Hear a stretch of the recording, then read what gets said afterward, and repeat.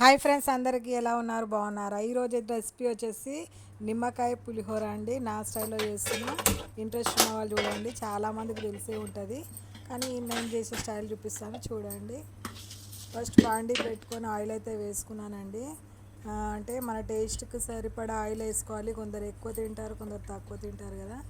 నేనైతే రైస్ని బట్టి వేసుకున్నానండి. ఆయిల్ హీట్ అయిన తర్వాత జీలకర్ర, ఆవాలు ఆయిల్లో అయితే వేసుకున్నానండి. జీలకర్ర ఆవాలతో పాటు రెండు మూడు ఎండుమిర్చి కూడా వేసుకున్నాను టేస్ట్ కోసం. అవి వేగిన తర్వాత శనగపప్పు వేసుకున్నాను. శనగపప్పు వేసుకున్న తర్వాత వాటిని దోరగా వేగిన తర్వాత పల్లీలు వేసుకున్నాను. పల్లీలు కూడా వేగిన తర్వాత మినపప్పు వేసుకున్నాను. ఈ మూడు వేసుకున్న తర్వాత బాగా దోరగా వేయించుకోవాలి. తర్వాత నేను పచ్చిమిర్చి ముక్కలు వేసుకున్నాను. తర్వాత కరివేపాకు వేసుకొని బాగా కలుపుకున్న తర్వాత వేగిన తర్వాత లైట్గా పసుపు అయితే వేసుకోవాలి. తర్వాత రుచికి సరిపడా ఉప్పు అయితే వేసుకున్నానండి.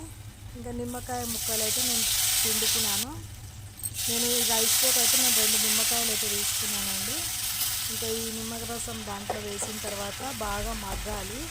ఈ నిమ్మరసం అంతా ఆ పచ్చిమిర్చికి పట్టాలన్నమాట.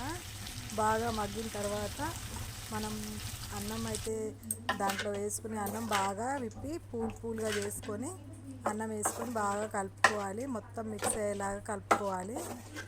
స్టవ్ లో ఫ్లేమ్లో పెట్టుకొని బాగా కలుపుతూ ఉండాలి. కలిపి చివరిలో మనం కొత్తిమీర యాడ్ చేసుకోవచ్చు. ఉన్నవాళ్ళు చేసుకోవచ్చు, లేకపోతే లేదు. నేనైతే కొత్తిమీర ఉన్నది కాబట్టి నేను అవైలబుల్లో ఉంది అని వేసుకున్నాను. ఫైనల్గా నా పులిహోర అయితే ఇలా రెడీ అయింది. టేస్టీ పులిహోర.